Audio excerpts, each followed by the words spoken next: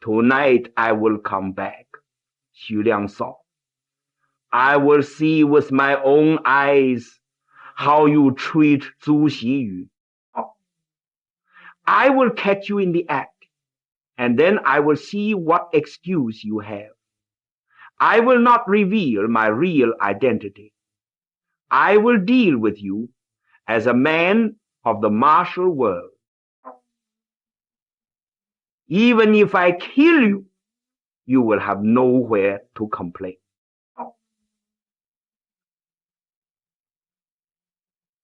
The more Xu Liang thought about it, the more he felt this plan was steady. If he killed the Marquis this way, it would also save the local people a great deal of trouble.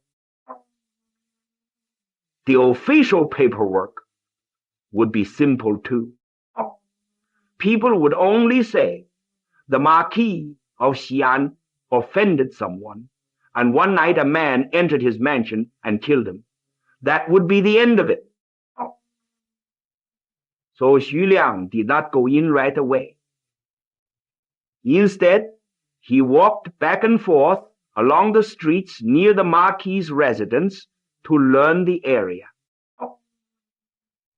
Since he would come here at night to rescue someone and take action, he had to know the roads. After he had studied the place carefully, he found a small inn nearby. There were not many guests there. Xu Liang rented a small courtyard and settled in. After eating and drinking well, Xu Liang closed the door and lay down to sleep. He slept until late at night. When he woke up, he rubbed his eyes, got out of bed, washed his face, and opened his bundle. He changed it into his night travel clothes, tied his tools around his waist, put out the candle, closed the door, pushed open the window, and leapt onto the roof. Then, bending low, he moved swiftly over walls and rooftops toward the Marquis of Xi'an's residence. Xu Liang also had a nickname, the Shangxi Swallow. His movements were faster than a swallow and lighter than a swallow. In only a few quick turns, he arrived outside the west wall of the Marquis's mansion. He looked left and right. No one was there. With the tip of his foot touching the ground, he sprang up onto the wall.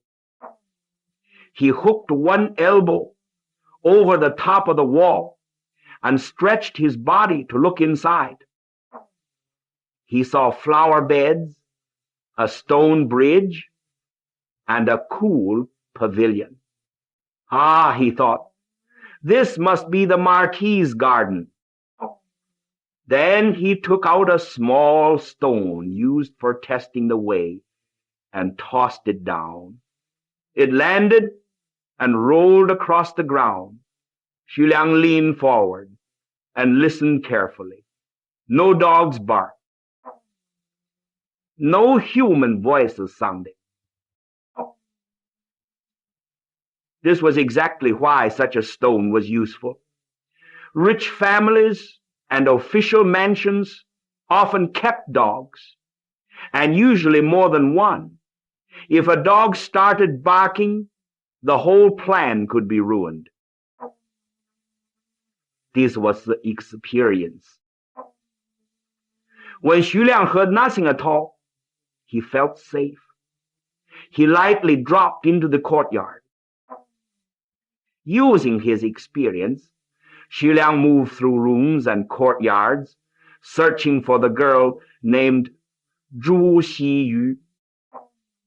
After looking around, he found a large courtyard with bright light inside the main room. He entered the courtyard, went around to the rear window, moistened the window paper with the tip of his tongue, and made a small hole to look inside. The room was truly splendid. It was filled with the shine of wealth.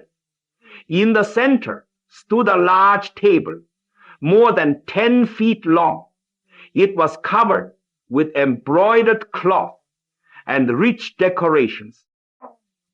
Behind it was a high chair covered with tiger skin. A man sat in that chair. The man wore a soft official cap, a robe embroidered with dragons, and a gold belt around his waist. By the lamplight, Xu Liang saw a red face. The man looked no older than 30, with thick eyebrows, large eyes, and a short black beard divided into 3 strands. Just by his proud manner, Xu Liang could tell that this had to be the Marquis of Xi'an. Otherwise, he would not be dressed like that. On both sides stood more than 10 servants with their hands lowered. In front of the table, another man was kneeling. The room was in the middle of an interrogation, full of shouting and scolding. Xu Liang wanted to understand what was happening, so he listened closely. It turned out that the Marquis of Xi'an, Xi Chaoxiong, was scolding one of his servants. This servant was the manager of the inner household. Xu Liang heard the Marquis say this: